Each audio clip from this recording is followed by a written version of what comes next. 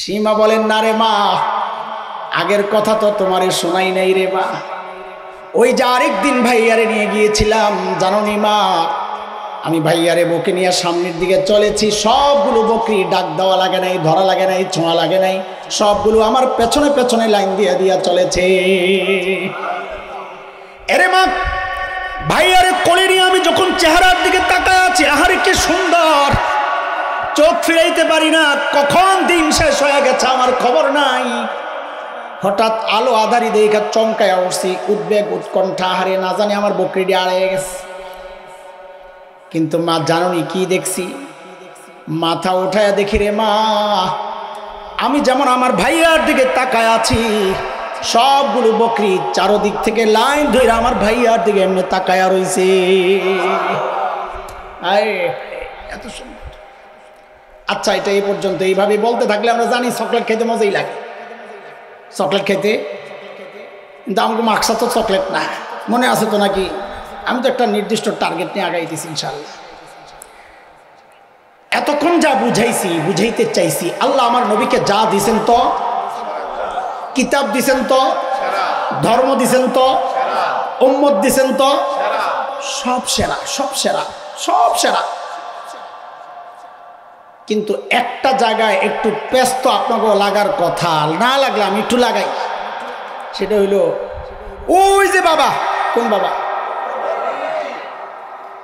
ওই বাবা তার মেয়েকে এমন কোন ছেলের কাছে বিয়ে দিবে যার বাড়িঘর নাই।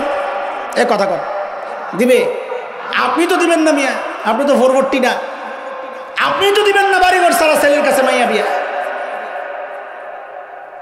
তাহলে উদাহরণ যে দিলেন মিলল না তো। কেন মিলে নাই ভাই? কোন জায়গায় সমস্যা? কারণ আল্লাহ আমার নবীরে না সব সেরা সেরা জিনিস দিয়ে পাঠাইছেন। হ্যাঁ, কই মিলে নাই?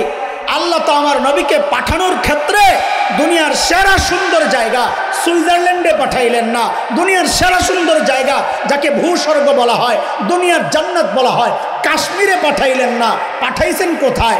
এমন একটা জায়গায়, জাজিরাতুল আরব, যাকে খলিল ইব্রাহিমের ভাষায় সূরা ইব্রাহিমে আসছে, ওয়াদিন গায়রি জি যারা, বৃক্ষলতাহীন, জলশূন্য, বালুকাময় জায়গা, খানা নাই, পানি নাই, ফল নাই, ফসল নাই, গাছ গাছালি নাই, মরুভূমি, পাথর আর পাথর, পাহাড় ও পাথর, এমন একটা অনুর্বর জায়গায়, অস্বাস্থ্যকর জায়গায় আল্লাহ আমার নবীকে কেন পাঠাইলেন? কেন দুনিয়ার সেরা সুন্দর জায়গায় পাঠাইলেন না? প্রশ্ন জাগে কি জাগে না? এই প্রশ্ন না জাগলে কিন্তু আমি আমার জায়গা প্রস্তারণ না। কি চিনাইতেছি? আগে এটা মাথায় আবার আন, কি চিনাইতেছি? এই মারানা, কি চিনাইতেছি? নবী চিনাইতেছি। বলেন, আমাদের নবী চিনাইতেছি, মনে আছে তো না? আমি তো পড়াশুনো ইনশাআল্লাহ। এখন বলেন, প্রশ্ন জাগে কি জাগে না? আল্লাহ আমার নবীকে জাজিরাতুল আরবে কেন পাঠাইলেন? প্রশ্ন জাগে তো। শুনেন, এই প্রশ্নের জবাবে উত্তর যা দিব, ওই উত্তরের উপর আবার প্রশ্ন আসবে, আবার উত্তর দিব, উত্তরে আবার প্রশ্ন, আবার উত্তর, এইভাবে আমরা আগাইতে থাকবো। একটু মনোযোগ এদিক সেদিক করা যাবে না দোস্ত। আপনি একটু মনোযোগ এদিক সেদিক করলে আমি এতক্ষণ যে চিল্লাইলাম সব বেকার যাবে, কারণ আপনি লাইন ঠিক রাখতে পারবেন না। একটা মিস হবে, আপনি কথায় হারাইয়া যাবেন, আমার বোঝানো কষ্ট হবে। একদম অ্যাটেনশন প্লিজ, ঠিক আছে? ইনশাআল্লাহ। বলেন এবার, আমার নবীকে আল্লাহ কই পাঠাইছেন? জাজিরাতুল আরব। বলেন, মুখ্য শব্দ কোন এটা? বলেন, সবাই বলেন, জাজিরাতুল আরব। জাজিরাতুল আরবের একটা হচ্ছে ভৌগোলিক অবস্থা, আর একটা হচ্ছে ভৌগোলিক অবস্থান। অবস্থাটা বললাম, পানি নাই, ফল নাই, ফসল নাই, একদম অনুর্বর জায়গা। অবস্থানটা একটু দেখেন। অবস্থান হইল তিন পাশে পানি। জাজিরাতুল আরবের, জাজিরাতুল আরব চিনেননি? সৌদি আরব, আরব আমিরাত, কাতার, কুয়েত, হ্যাঁ, এই দেশগুলো মিললে হচ্ছে জাজিরাতুল আরব। এই জাজিরাতুল আরবের তিন দিকে পানি। কয়দিকে? একদিকে পারস্য উপসাগর, ওমান উপসাগর, আরব উপসাগর, ভারত মহাসাগর, পশ্চিমে লোহিত সাগর। তো পানি কয় দিক? কথা বলে না। একদিক জমিনের সাথে লাগা, জর্ডান, ইরাক, ওই দিক থেকে জমিনের সাথে লাগা। তাহলে জমিনের সাথে সংযোগ কয় দিকে? খোলা কয় দিক? খোলা।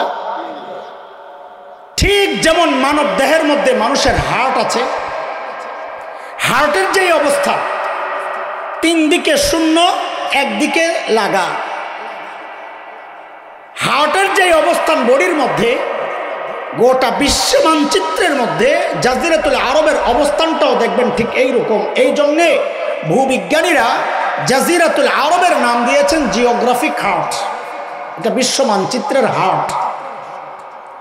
এতক্ষণ বলেছি আল্লাহ আমার নবীকে কই পাঠিয়েছেন।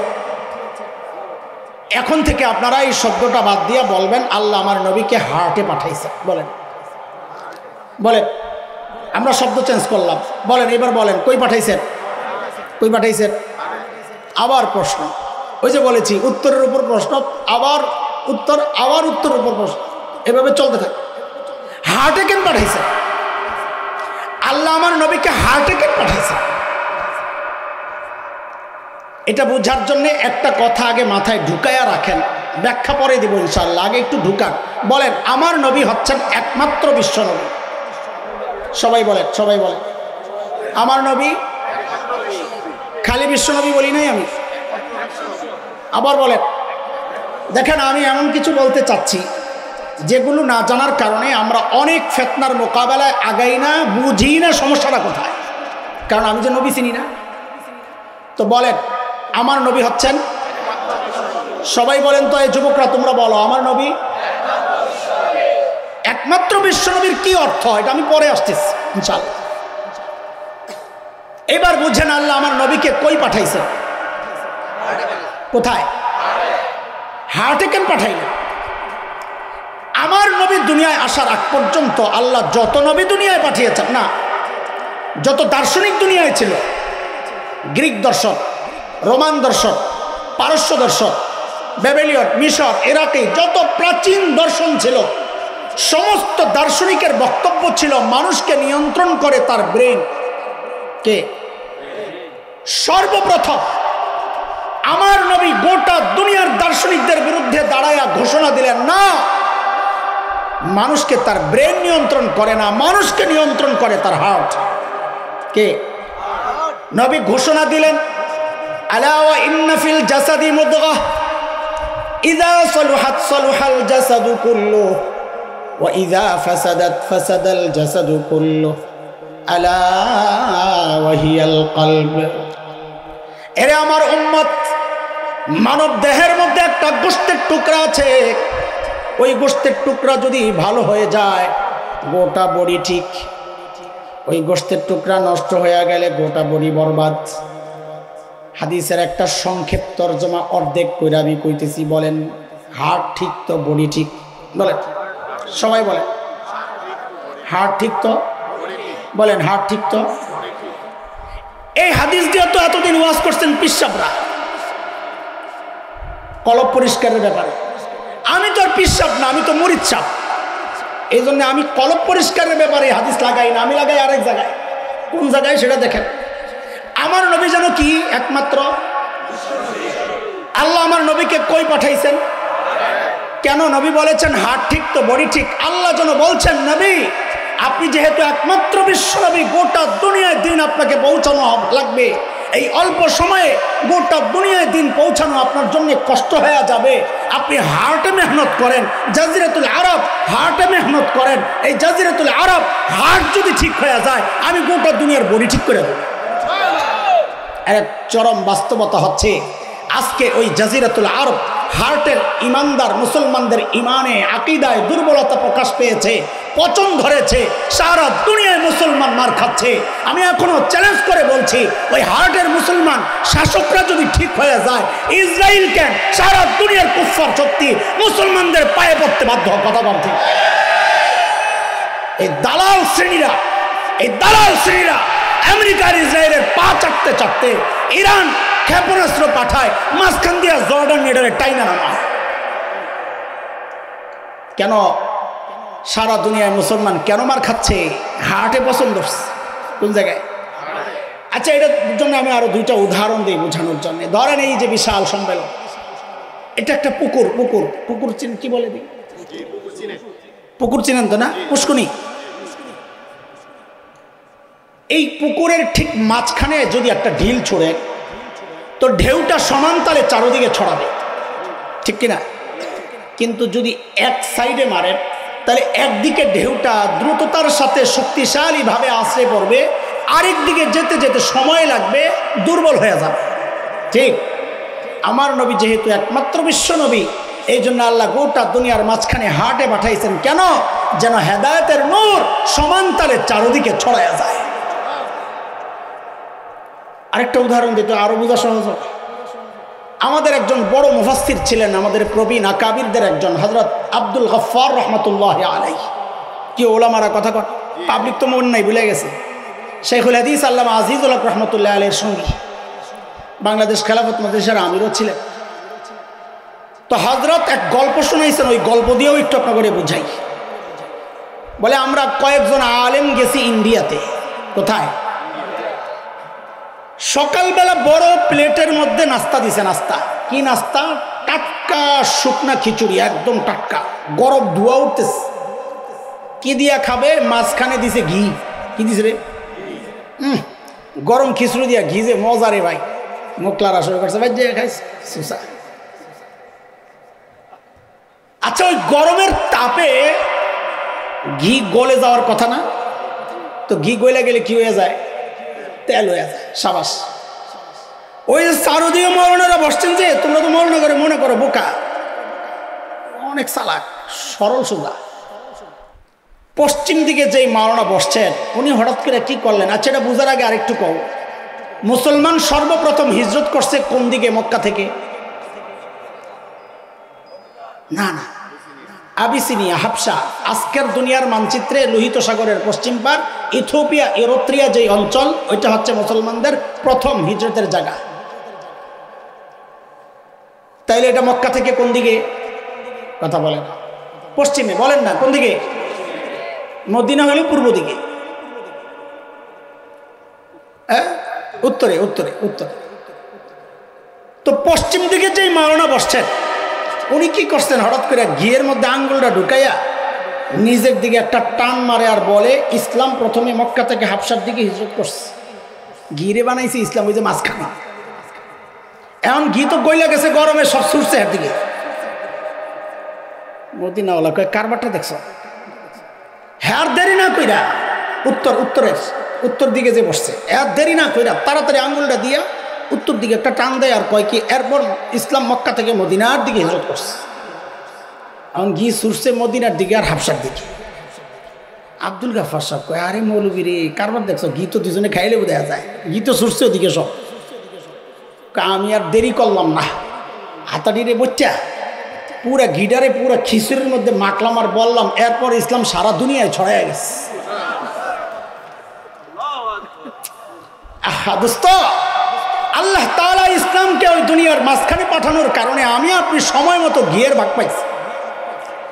এই জন্যই তো আমরা বলি, শুনো, বাংলাদেশে ইসলাম সাহাবীদের হাত ধরে আসছে। এদেশের ইসলামের গোড়া এত নড়বড়ে না যে ফুৎকার দিলে উড়ে যাবে। এর গোড়া অনেক নিচ পর্যন্ত প্রথিত। চিৎকার করে কও ঠিক কিনা? এই গাছ উপড়ানো এত সহজ না। যে গাছের গোড়া নিচে প্রথিত, শাখা প্রশাখা আসমানে বিস্তৃত, এই গাছ নিশ্চিহ্ন করা উপড়ানো এত সহজ না।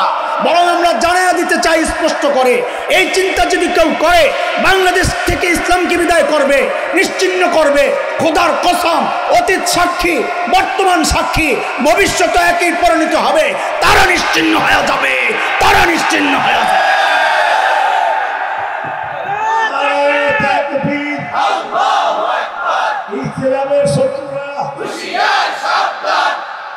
ঠিক আছে,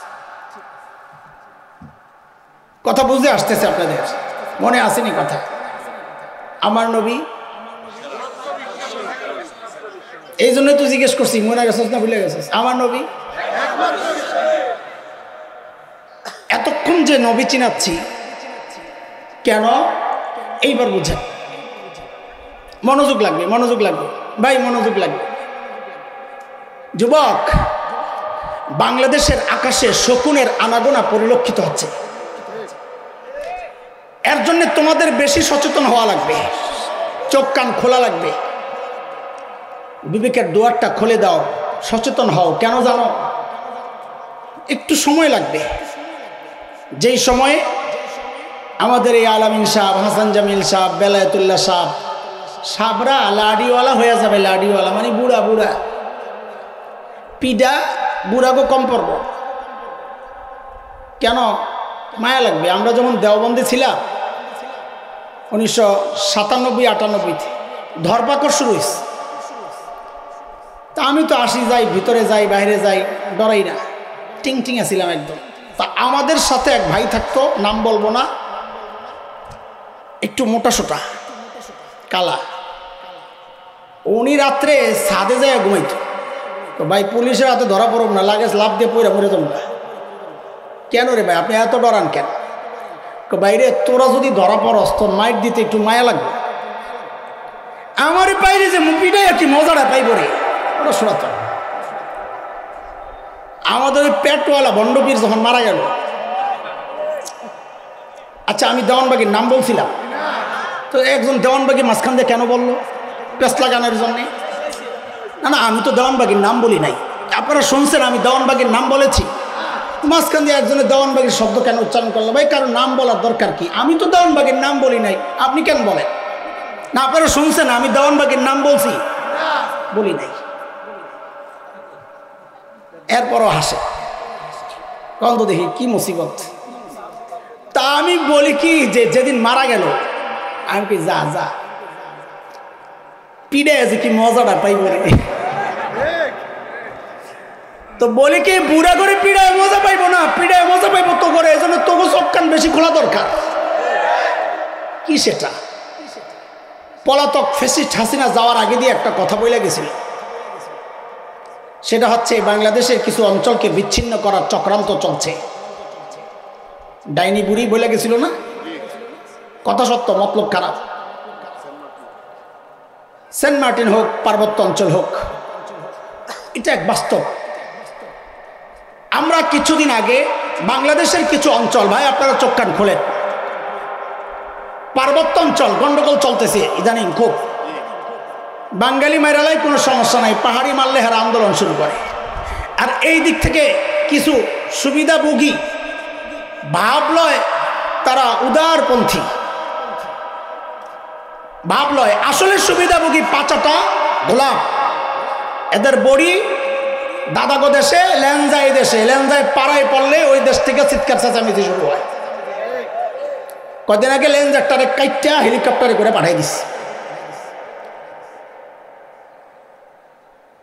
পার্বত্য অঞ্চল এবং উত্তরবঙ্গ, আমরা মাঠে ময়দানের মানুষ, আমাদের কথাগুলো দায়িত্বশীলতার সাথেই বলছি, দায়িত্ব নিয়েই বলছি। হাজার হাজার, শত শত হাজার হাজার নয়, খ্রিস্টান মিশনারি এবং কাদিয়ানীদের অপতৎপরতার কারণে, লোভ লালসা, মানুষকে ভুলভাল বুঝায়া কোরআন হাদিসের অপব্যাখ্যা দিয়া শত শত আর হাজার হাজার নয়, লক্ষ লক্ষ মুসলমানকে খ্রিস্টান বানায় ফেলছে। আমরা কয়েক বছর আগে গিয়েছিলাম দিনাজপুর, দাওয়াতি কাফেলা নিয়া, মুরতাদ ভাইদেরকে দাওয়াত দিয়ে ইসলামে ফেরত নেওয়ার জন্য। মিশনারিরা পুলিশের কাছে যায় রিপোর্ট করলো ঢাকা থেকে কিছু মৌলবী আসছে, এদের মতিগতি ভালো না, মারামারি লাগবে। পুলিশ আমাদেরকে ডাকালো, হুজুর আপনারা মারামারি কেন করতে চান? তা আমি তো তখন এই মোটা সোটা ছিলাম না, চিকনা ছিলাম। আমি বললাম ভাই আমারে দেখে কি মনে হয় মারামারির প্লেয়ার? তোকে তো কেন আসছেন? বলে দাওয়াত দিতে আসছি, আমার ভাই ঘর ছেড়ে চলে গেছে, ওরে নিজের ঘরে ফেরত নিতে আসছি। মুরতাদ ভাইকে দাওয়াত দিয়া ইসলামে ফেরত নিতে আসছি।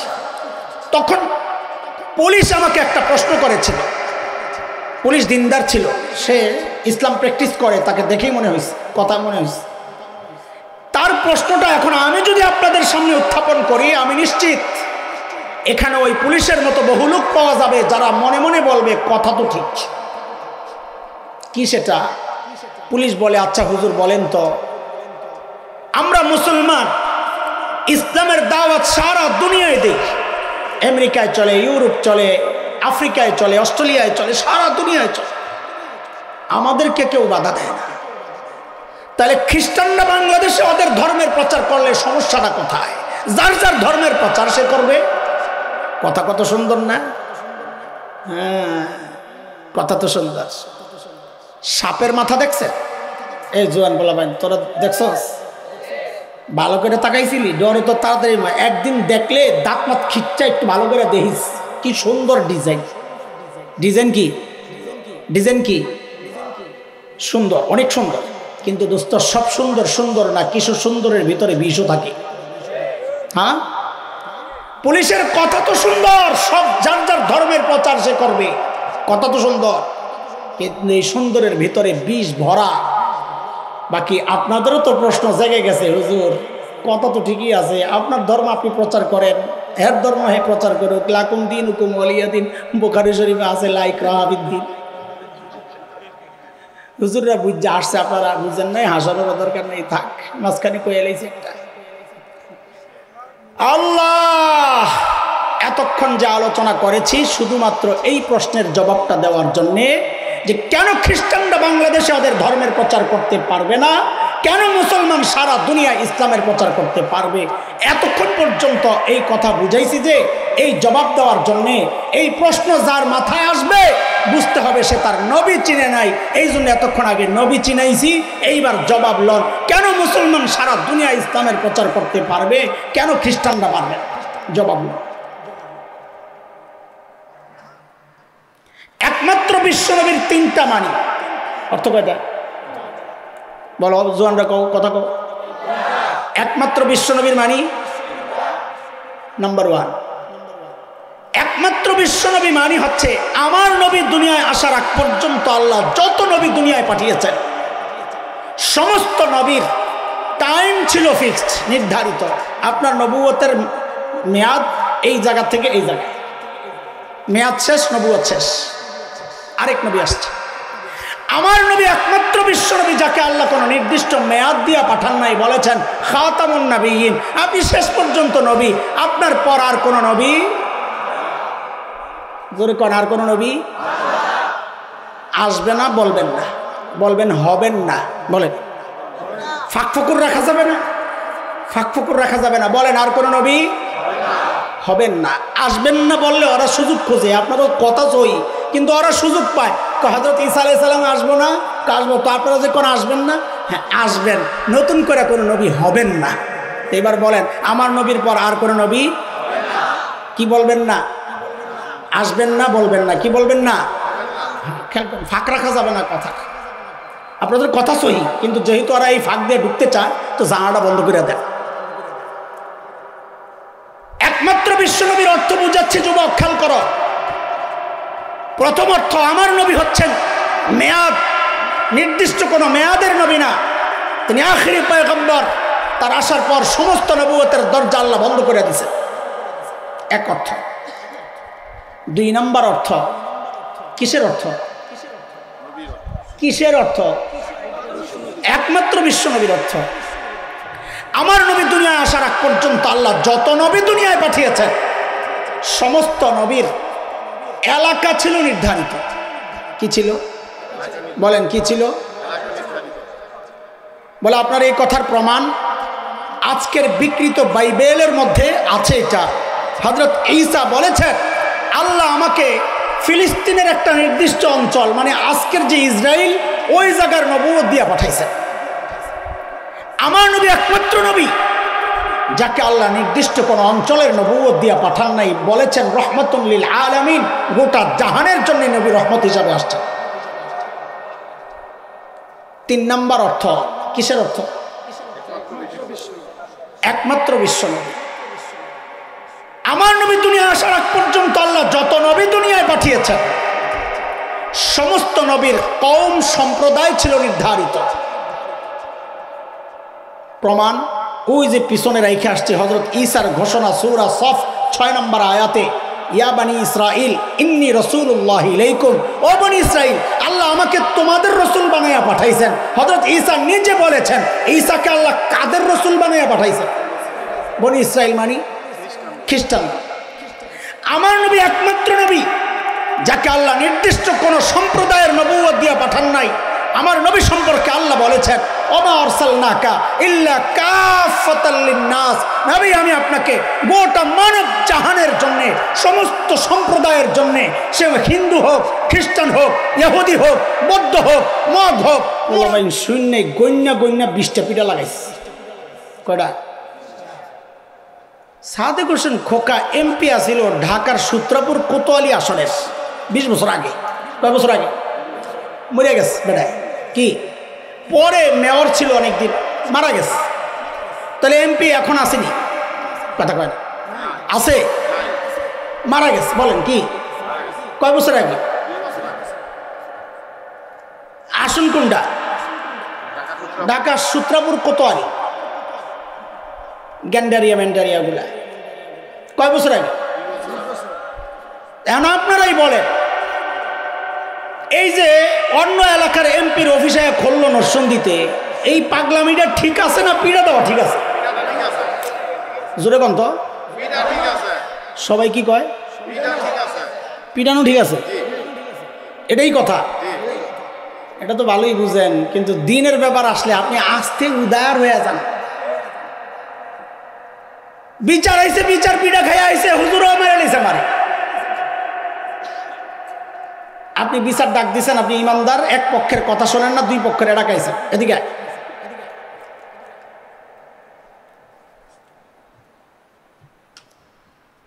করে মাসুস বলে কারণ কি? অপরাধ দুইটা। এই জুয়ান কথা অপরাধ কি? দুই অপরাধ। এক নম্বর অপরাধ হইল যে সাদেক হোসেন খোকার অফিস খুলছে তার আসন নরসিংদী সদর না, সূত্রপুর কোতোয়ালি। অফিস খুলবি এনে যায় খোল, এনে আইসিস কেন? 1 নম্বর অপরাধ। 2 নম্বর অপরাধ, মারা গেছে 20 বছর আগে, হ্যাঁ তো বর্তমানে এমপি না, এই জন্য 20 বছর আগে মারা গেছে, যেহেতু গণ্যা গণ্যা পিঠা দিছি কয়টা। এইবার বুঝেন কেন খ্রিস্টানরা বাংলাদেশে ওদের ধর্মের প্রচার করতে পারবে না, কেন মুসলমান সারা দুনিয়া ইসলামের প্রচার করতে পারবে। দোস্ত, খ্রিস্টানদের অপরাধ একটা না, দুইটা না, তিনটা অপরাধ। 1 নম্বর অপরাধ হচ্ছে যেই নবী ঈসার ধর্মের প্রচার ওরা করতে চাচ্ছে, সেই নবী ঈসার ধর্মের ডেট আউট হয়ে গেছে 1400 বছর আগে।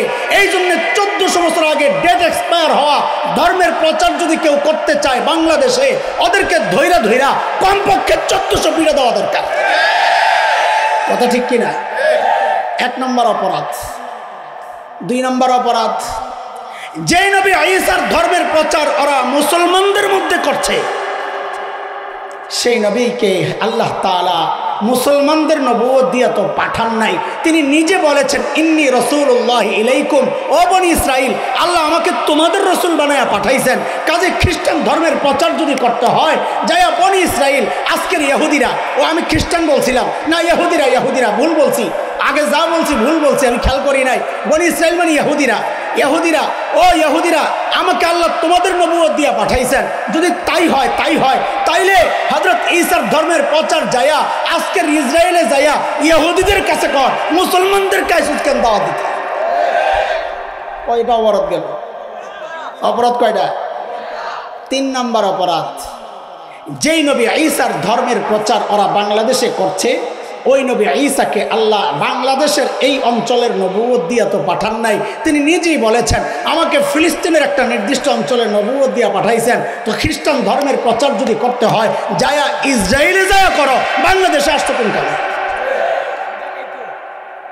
তাইলে আপনারা কেন সারা দুনিয়া ইসলামের প্রচার করেন? বলে কেন করব না? আমরা যেই নবীর ইসলাম দুনিয়ায় প্রচার করি, কেন করব না? কারণ সারা দুনিয়ায় কেন প্রচার করি? কারণ আল্লাহ আমার নবীকে একমাত্র বিশ্ব নবী বানাইছেন। তিনি গোটা দুনিয়ার নবী। ইসলামের দাওয়াত আমেরিকায় চলবে, ইসলামের দাওয়াত আফ্রিকায় চলবে, ইসলামের দাওয়াত ইউরোপে চলবে, ইসলামের দাওয়াত অস্ট্রেলিয়ায় চলবে, ইসলামের দাওয়াত হিন্দুর কাছে চলবে, ইসলামের দাওয়াত ইহুদির কাছে চলবে, ইসলামের দাওয়াত খ্রিস্টানের কাছে চলবে। ইসলামের দাওয়াত আগেও চলেছে, এখনো চলবে, কিয়ামত পর্যন্ত চলবে। আমার নবীর নবুয়তের টাইম নির্ধারিত না, আমার নবীর নবুয়তের এলাকা নির্ধারিত না, আমার নবীর নবুয়তের সম্প্রদায় নির্ধারিত না। ইসলামের দাওয়াত সারা দুনিয়ায় সমস্ত সম্প্রদায়ের কাছে কিয়ামত পর্যন্ত চলবে। অন্য কোনো ধর্মের প্রচার বাংলাদেশে কেন, দুনিয়ার কোথাও চলতে পারে না, কোথাও চলতে পারে না। তুমি কথা কেন বলো না? বলো না কারণ তুমি তোমার নবী চিনো। নবী না চেনার কারণে তুমি কয় যার যার ধর্ম প্রচার সে করবে। বুঝতেছেন কথা? মন্নবী যাই করো, একটা ইতিহাস শোনায় আমি। তোমাদের পূর্বপুরুষরাও এই দেশে আসছিল, আমাদের পূর্বপুরুষরা মোকাবেলা করছে, সেই ইতিহাসটা একটু পড়ে নিও। তোমাদের ভালোর জন্য বলছি, একটু মনে করাইয়া দিই। তোমাদের পূর্বপুরুষের ইতিহাস আর আমাদের পূর্বপুরুষের ইতিহাস একটু মুখোমুখি দাঁড় করাইয়া ফলাফল বের করো, তোমাদের জন্যই ভালো হবে। সেটা কি? উলামায়ে দেওবন্দের রক্ত যখন এই ভারত উপমহাদেশের জমিন স্পর্শ করেছিল, ব্রিটিশ লাল কুত্তারা পালাতে বাধ্য হয়েছিল। কথা কোন ঠিক কিনা? উলামায়ে দেওবন্দের রক্ত যখন আফগানিস্তানের জমিন স্পর্শ করেছিল, রাশিয়ার শেখ ভল্লুকেরা পালাতে বাধ্য হয়েছিল। সাম্প্রতিক কালে উলামায়ে দেওবন্দ তথা তালেবানের রক্ত যখন আফগানিস্তানের জমিন স্পর্শ করেছে, আমেরিকা আর নেটোর লাল কুত্তারা কুত্তার মতো লেজ গুটাইয়া পালাতে বাধ্য হয়েছে। শুনে নাও, এই প্রজন্মের পয়গাম শুনে নাও, শেখুল হিন্দের রুহানি সন্তানদের পয়গাম শুনে নাও। তোমাদের পূর্বপুরুষরা তো পালাতে পেরেছিল। আল্লাহর কসম, যদি আমার মানচিত্র আক্রান্ত হয়, যদি ইসলাম আক্রান্ত হয়, একটাকেও পালাতে দেওয়া হবে না, পালাতে দেওয়া হবে না।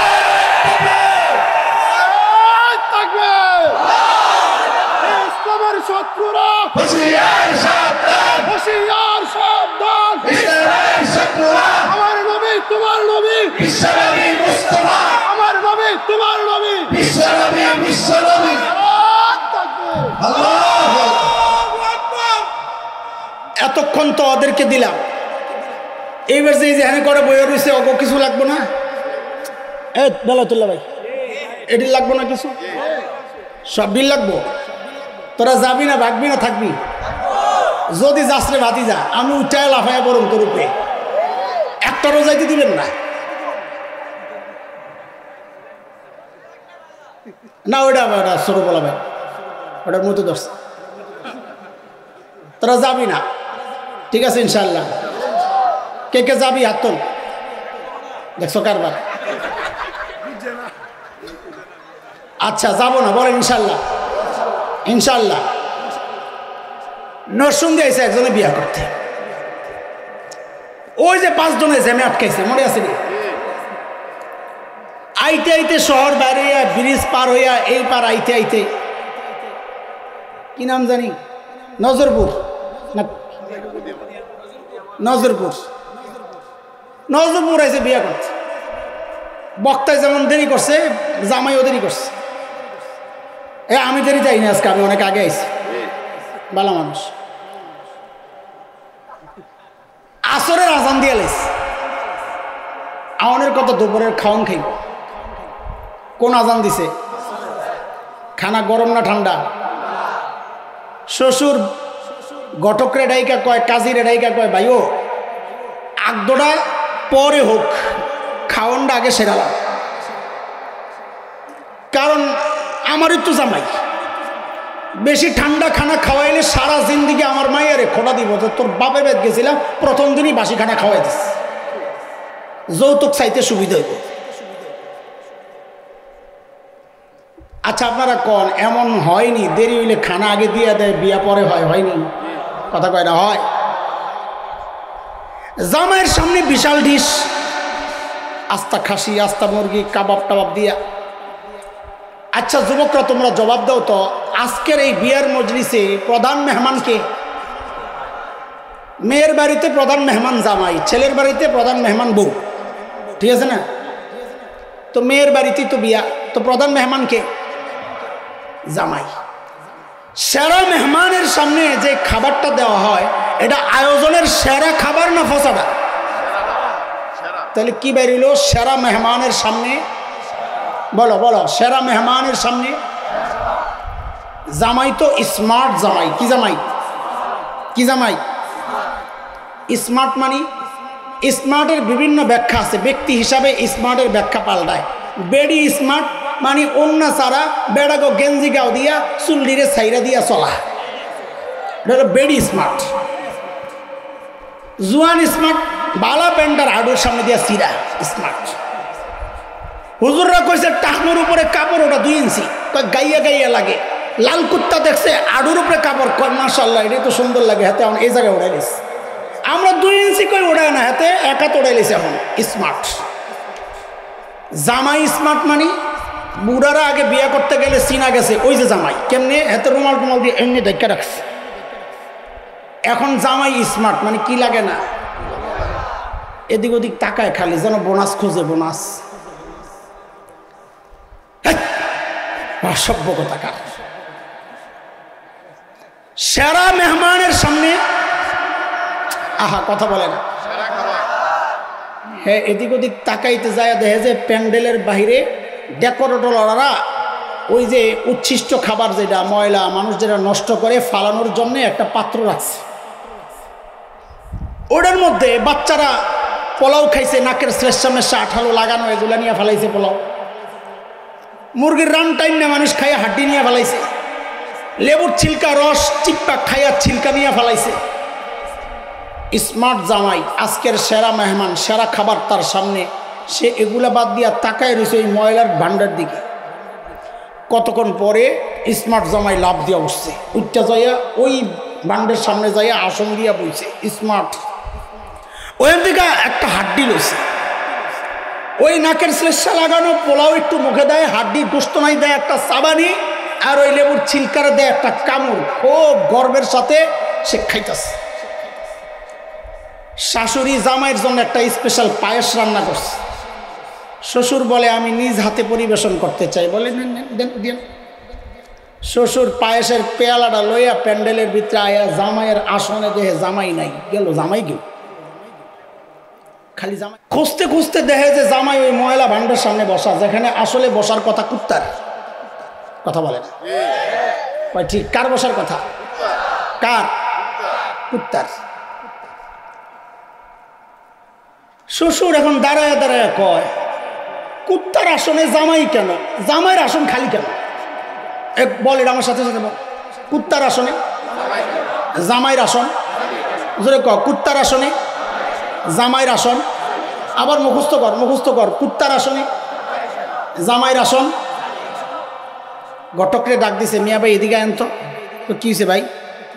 আপনারা কইলেন জামাই বলে স্মার্ট, বলে ভেরি স্মার্ট। তোর ভেরি শুনাইতেছি, এটা নি ভেরি স্মার্ট।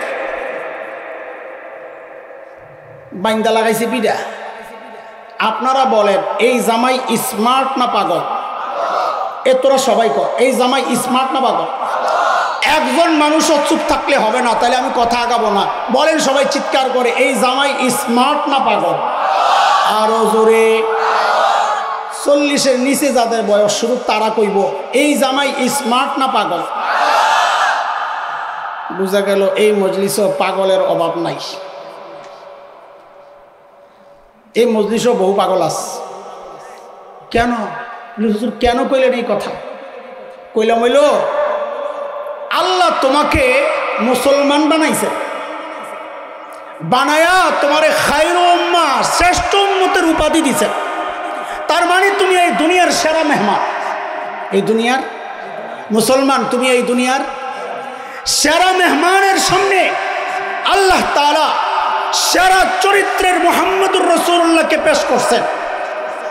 সামনে সেরা মেহমানের সামনে সেরা আয়োজন দিয়া কইছেন, লাকাদ কানা লাকুম ফি রাসূলিল্লাহি উসওয়াতুন হাসানা। তোমার জন্য এই আদর্শই উত্তম, তোমার জন্য এই সেরা মেহমানের সামনে সেরা জীবন বিধান দিয়ে আল্লাহ তোমাকে সম্মানিত করেছেন। তুমি স্মার্টগিরি দেখাও মিয়া, এই সেরা আয়োজন তোমার ভাল লাগে না, তুমি সেরা মেহমান, তোমার এই আয়োজন ভাল লাগে না, নবীর সুন্নাহ ভালো লাগে না, নবীর আদর্শ ভালো লাগে না, তুমি তাকায় রইছ ওই ময়লা পচা গান্দা 1500 বছর আগে ডেট এক্সপায়ার হয়ে যাওয়া খ্রিস্টান ধর্মের আদর্শের দিকে তুমি তাকায়া রইছ, পার্শ্ববর্তী দেশের হিন্দু মুশরিকদের নষ্ট পচা গান্দা আখলাকার চরিত্রের দিকে, তাদের তাহজিব তামাদ্দুন কৃষ্টি কালচারের দিকে। আল্লাহর কসম, সেরা মেহমান সেরা আয়োজন বাদ দিয়া যারা আশপাশে যায় অন্য ধর্মের অন্য ধর্মাবলম্বীদের কৃষ্টি কালচার ফলো করতে চায়, ওদেরটা অনুসরণ করতে চায়, আল্লাহর কসম সে নিজেকে স্মার্ট মনে করে, আসলে সে স্মার্ট না, আসলে আস্তে একটা পাগল, আস্তে একটা পাগল, আস্তে একটা। কথা ঠিক বলেন? কথা ঠিক? এই পাগল যে তারা আমি কইলাম, আমি কইছি না আল্লাহ কইছি? আল্লাহ কই কইছে তো শোন। এই যে বেড়া সামনে বেড়ার চোখ আছে না, তো এই চোখ দিয়ে দেখছে না আস্তা মুরগি আস্তা খাসি? কথা কয় দেখছে না দেখে নাই? এটা দেখতেও হেদিকে গেছে, তাহলে চোখ থাকতেও দেখে নাই। আচ্ছা তার কান আছে না, সে শুনতেছে না মানুষদের তারে জামাই জামাই কয়া সম্মান দিতেছে? শুনতেছে? শুই নাও সে শুনে নাই। আচ্ছা তার বুঝ আছে না, তার আল্লাহ দিল দিছে না? কথা কয় না? দিছে? কথা কয় না? দিছে? দেখা সে বুঝা শুই না, এরপরও যে খাইতে গেছে, তাইলে তারে আল্লাহ কি কয়? আল্লাহ কয় ওয়ালাকাদ যারানা লিজাহান্নামা কাসীরাম মিনাল জিন্নি ওয়াল ইনস লাহুম কুলুবুন লা ইয়াফকাহুনা বিহা ওয়া লাহুম আ'য়ুনুন লা ইউবসিরুনা বিহা ওয়া লাহুম আযানুন লা ইয়াসমাউনা বিহা উলাইকা কাল আনআম বাল হুম আদাল উলাইকা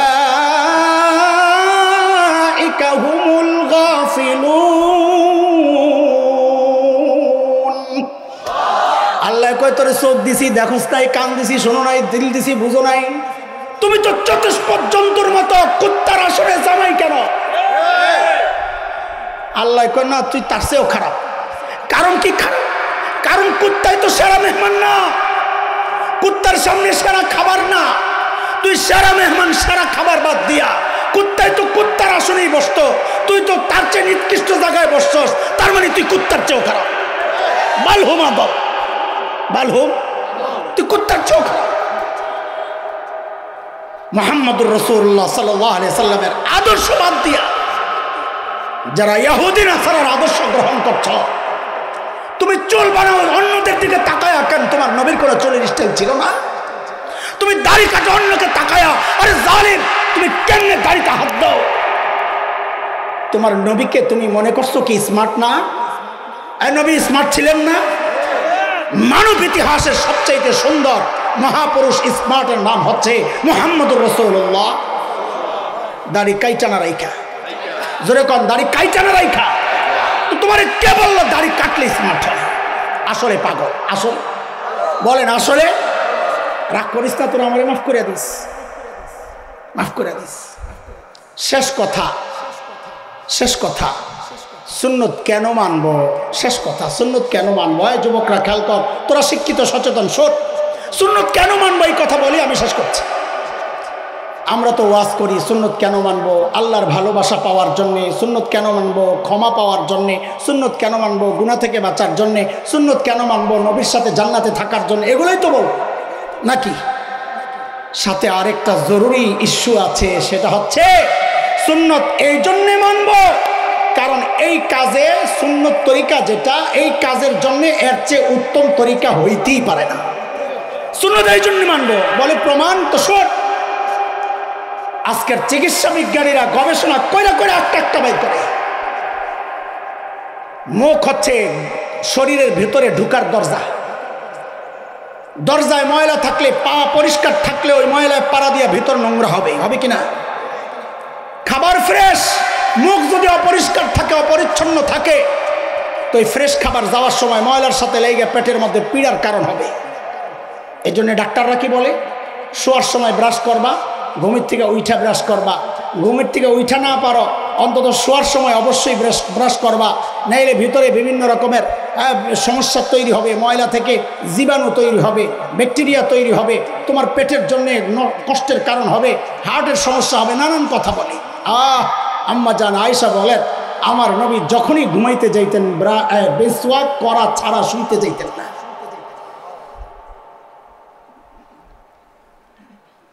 খাওয়ার একটা তরিকা আছে। শেষ কথা, আপনারা বিরক্ত হন, আমি একটু শেষ করতেছি। অনেকক্ষণ চলছে, আর 2-3 মিনিট সময়। দেখেন, আজকে সারা দুনিয়ায় মানুষ সুস্থ থাকার জন্য অস্থির, তাই না? এর মধ্যে একটা নতুন আসছে, ডায়েট কন্ট্রোল। পোলাপান সব ডায়েট কন্ট্রোল, ওজন কমাইতে হবে। ডাক্তাররা খালি এক কথাই বলে। আমার নিজের একই অবস্থা। রক্ত পরীক্ষা করছি, কোনো সমস্যা নাই আলহামদুলিল্লাহ। হার্ট বলে আলহামদুলিল্লাহ। ডায়াবেটিস নাই, প্রেশার নাই। সমস্যা একটাই, ওজন বেশি। ওজন কমান, ডাক্তাররা খালি কয় হুজুর ওজন কমান, ওজন কমান। আমেরিকার চিকিৎসা বিজ্ঞানীরা ওরাও বলছে ভাই ওজন কমান। পদ্ধতি কি? তো আর একটা লিফলেটের মতো বানাইছে, লিফলেট, যে 4টা পদ্ধতিতে ওজন কমানো যায়। যদি কেউ না পারে তো 5ম পদ্ধতি। 4 পদ্ধতি কি? 1 নাম্বার, ব্যায়াম করতে হবে। 2, জিমে যাইতে হবে, জিমে, ওইটাও ব্যায়ামই। 3 হচ্ছে খাবার নিয়ন্ত্রণ করতে হবে। 4, ওষুধ খাইতে হবে কিছু ওজন কমাইতে। বলে কেউ যদি এগুলো না পারে, যেমন আমি পারি না, আমি ব্যায়াম করুন কোন সময়, ঘুমের সময় পাই না। খাওয়া নিয়ন্ত্রণ করো, কেমনে করো? মানুষ আইনা সাইদা কালকে খাইতে বসছি, এত বড় একটা রান রয়েছে, আমি এত বড় রান খাইতে পারব না। কোজোর আম্মা পালছে, এটা খাওয়া লাগবে। মানুষের আবদার রক্ষা করতে করতে খাইতে হয়। 2-3 জায়গায় মাহফিল, একটু একটু করে খাইলে পেটটা গেছে বড় হয়ে। কাজে খাওয়া নিয়ন্ত্রণ করে আমার ওজন আমি কমাইতে পারব না। এমনি কম খাই, নিয়ন্ত্রণ করা যাবে না। ওষুধ খাবো, ডর লাগে কোনটা খায় কোন বিপদ হয়। আমার মতো মানুষদের জন্য আমেরিকার চিকিৎসা বিজ্ঞানীরা একটা 5ম ফর্মুলা দিচ্ছে। সেটা কি? বলে খাবার ভালো করে চাবায়া খাবা, সময় নিয়ে খাবা, ধীরে ধীরে। কেন? কারণ আমাদের একটা বদ অভ্যাস হচ্ছে, আমরা চাবাই কম।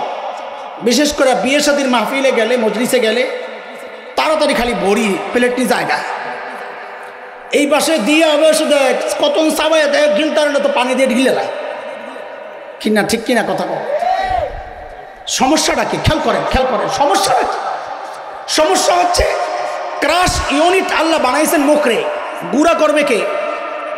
কথা বলে, গুঁড়া কে করবে? গুঁড়া করার দায়িত্ব কার? মুখের। ক্রাশ ইউনিট হচ্ছে মুখ, পেট না। আমি যখন এটাকে গুঁড়া না কইরাই সাপ্লাই দেই, তো যায় কোথায়? পাকস্থলিতে। কোথায়? পাকস্থলীর কাজ গুঁড়া করা না, পাকস্থলীর কাজ হচ্ছে হজম করা। পাকস্থলীর কাজ, সে যখন আস্তাটা পায় তখন সে গুঁড়া করা ছাড়া তো হজম করতে পারবে না। তখন সে গুঁড়া করাই লেগে যায়। বেটার দায়িত্ব ছিল হজম করা, দিয়ে দিছো গুঁড়া করা। কাজ ছিল একটা, কান্দে দিছ আরেকটা। গুঁড়া কইরা যেই হজম করতে যাবে, দেখে যে পোটলা আরেকটা নামতাছে, আবার ওইটারে গুঁড়া করা শুরু করে। এমন করতে করতে হজম করতে পারে না। ওই খাবারটা আস্তে আস্তে থাকে, চর্বি হয়, অতিরিক্ত চর্বি হয়, ভালো করে এটা পরিষ্কার হয় না, মেদ বেড়ে যায়। এই জন্য ভালো করে চাবাইয়া খাইবা। 1, 2, ধীরে ধীরে খাবা, সময় নিয়ে খাবা। কেন? কারণ মানুষের শরীরের চাহিদা যতটুকু, তার চেয়ে বেশি যদি সে খায়, এটা স্বাস্থ্যের জন্য ক্ষতিকর। এখন আমার শরীরের চাহিদা কতটুকু আমি কেমনে বুঝবো? ব্রেন মানুষকে মেসেজ দেয়, আর খাওয়া লাগবে না। এই মেসেজটা আসতে ব্রেন থেকে 2 জায়গা থেকে রিপোর্ট নেয় ব্রেন। এক হচ্ছে মুখ থেকে রিপোর্ট নেয়, কয় চাবানি দিছ, এটা কাউন্ট হয় ব্রেনে। আপনার জন্য স্বাস্থ্যসম্মত চাবানি হচ্ছে 50টা, তো ব্রেন গণতে থাকে চাবানি কয়টা দিস, 10টা, 15টা, 20টা। এরপরে দেখে খাওয়ান শেষ, কারণ আপনি 50 চাবানির খাওয়ান 20 চাবানি দিয়ে ঢুকাই লেছেন। কাজে ব্রেন মেসেজ পায় নাই। আরেকটা মেসেজ যায় পেট থেকে। পেট যখন ফুলে, তখন উপরের চামড়ার মধ্যে টিস্যুগুলো একটার সাথে লাগতে লাগতে উপর পর্যন্ত মেসেজ চলে যায়, পেট ভরছে। এই মেসেজটা যাইতে 15 থেকে 20 মিনিট লাগে, 17-18ই বেশি। এখন আপনি যদি 10 মিনিটে খাবার শেষ করেন, ব্রেন কিন্তু মেসেজ পায় নাই। যার কারণে আপনি খাইয়া গলা পর্যন্ত খাইছেন, তারপরও খাইতে মনে চায়, কারণ ব্রেন মেসেজ দেয় নাই তুই আর খাইস না। পরীক্ষা করে দেখেন, 5 মিনিট খাইছেন, একটা ফোন আসছে, ফোন করতে চলে গেছেন 10 মিনিট। ফোন করে আইসাই আপনি কি বলেন? ক্ষুদাটা মরে গেছে। কি আসলে ক্ষুধা মরে নাই, আগের 5 মিনিট আর 10 মিনিট মিললে 15 মিনিটের পর ব্রেন থেকে মেসেজ এসে পড়ছে, যা খাইছ তোমার স্বাস্থ্যের জন্য এটা যথেষ্ট, আর খাওয়া লাগবে না। ওইটার আপনি বলতেছেন ক্ষুধা মরে গেছে। আজকের চিকিৎসা বিজ্ঞানী বলছে ভালো করে চাবায়া চাবায়া খাইবা, সময় নিয়ে দেরি করে খাইবা। এটা তো 1400 বছর আগেই আমার নবী বইলা গেছেন, শুধু বইলা যান নাই, নিজে আমল করে দেখায়া গেছেন। এই জন্য বলি দোস্ত, সুন্নত কেন মানবো? জান্নাত পাওয়ার জন্য শুধু না, না না না, এই কাজের জন্য আর চেয়ে উত্তম তরিকা হইতেই পারে। শেষ। খাওয়া, শোয়া, ঘুমানো সব কিছু যদি আমি এভাবে একটু একটু করে দেখাই, তো আজকের চিকিৎসা বিজ্ঞানের রিপোর্ট দিয়েই দেখাইতে পারবো ইনশাআল্লাহ যে আল্লাহর নবীর প্রত্যেকটা সুন্নত আমার জন্য শুধু আখিরাতের জন্য আমার পাথেয় হবে না, আমার দুনিয়ায় সুন্দর সুস্থ জীবনের জন্যও এর চেয়ে উত্তম পদ্ধতি আর হইতেই পারে না। আচ্ছা, আরেকটা বলার লোভ সামলাইতে পারতেছি না, 1 মিনিট লাগবে না। এখন স্বাস্থ্য ঠিক রাখার জন্য দৌড়ানো একটা আমল শুরু হয়েছে না, জগিং। বলাবেন কথা কও, কি করে? দৌড়ায়। বিদেশে গেলে দেখা যায় সকালে দৌড়ায়, দুপুরে দৌড়ায়, রাত্রে দৌড়ায়, এক গ্রুপ দৌড়াইতেই আছে শরীর ঠিক রাখতে। এখন বিভিন্ন ফিজিওথেরাপিস্টদের কাছে যখন বুড়া যায় যায় কয় হাঁটু ব্যথা, কোমর ব্যথা, কি ঘটনা কি?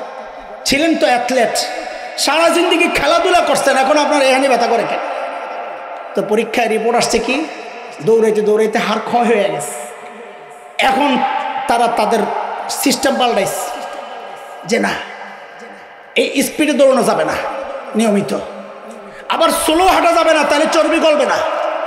তো কি করতে হবে? বলে স্লো হাঁটা আর স্পিডে দৌড়ানোর মাঝামাঝি, ওরা নাম দিয়েছে ব্রিক্স ওয়াক, মাঝামাঝি দ্রুত হাঁটা, স্লো দৌড়। আহা, আমার নবীর হাঁটার স্টাইল তুমি তালাশ করে দেখো। মুহাদ্দিসরা হাদিস বর্ণনা করেছেন, নবী যখন হাঁটতেন যেন উপর থেকে নিচের দিকে হাঁটতেন, মানে হাঁটাটা ছিল একটু গতিময়, দৌড়াতেন না, আবার আস্তে আস্তেও হাঁটতেন না। নবীর হাঁটাটাই ছিল ব্রিক্স ওয়াক, একটু স্পিডে হাঁটতেন। আজকের চিকিৎসা বিজ্ঞানী বলে এই হাঁটাটাই হচ্ছে স্বাস্থ্যের জন্য উত্তম হাঁটা। কোনটা বলবো তোমাকে? আমার নবীর প্রত্যেকটা কাজ ওই জায়গার জন্য উত্তম পদ্ধতি। এই জন্য সুন্নাহ ফলো করব, নবীকে অনুসরণ করব, শুধুমাত্র জান্নাতে যাব, এইটা তো অবশ্যই উদ্দেশ্য, এটা তো আসল উদ্দেশ্য। কিন্তু তোমরা যারা জান্নাতের চিন্তা করো না, অন্তত এই চিন্তাই তো করো, আরে আমার নবীর আদর্শের চেয়ে উত্তম কোনো পদ্ধতি এই কাজের জন্য হইতেই পারে না। হাঁটতে গেলে আমার নবীর হাঁটাটাই উত্তম, ঘুমাইতে গেলে আমার নবীর ঘুমের সিস্টেম উত্তম, খাইতে গেলে আমার নবীর খাওয়ার সিস্টেম উত্তম। আরে সব কিছুর ক্ষেত্রে আমার নবীর চলার যে তরিকা ছিল, আজকের চিকিৎসা বিজ্ঞানীরা গবেষণা করে করে বলছে এটাই উত্তম। নবী গবেষণা ছাড়াই করিয়েছেন, দেখিয়েছেন, বলেছেন। কোত্থেকে পাইলেন? গবেষণা ছাড়া কোত্থেকে পাইলেন? পরীক্ষা, ওই মেশিনের পরীক্ষা ছাড়া কোত্থেকে পাইলেন? কারণ আল্লাহ আমার নবীরে বানাইছেনই ওইভাবে, তিনি যাই করবেন ওইটাই সব। এরপরেও তুমি অন্যদিকে দৌড়াইবা আর বলবা স্মার্ট, তুমি স্মার্ট না, তুমি পাগল। কথা কন, সে কি? আল্লাহ আমাদেরকে এই পাগলামি থেকে হেফাজত করেন, সুন্নত দিয়া জীবনকে সাজানোর তৌফিক দান করেন। আমাদের ওলামারা, আমাদের ভাইরা যে সুন্দর আয়োজন করে আমাদেরকে কিছু কথা বলার সুযোগ করে দিয়েছেন, আমরা তাদের কাছে কৃতজ্ঞ। আল্লাহ তাআলা তাদেরকে আর উত্তম জাযা দান করেন। আমিন। ওয়া আখিরু দাওয়ানা আলহামদুলিল্লাহি রাব্বিল আলামিন।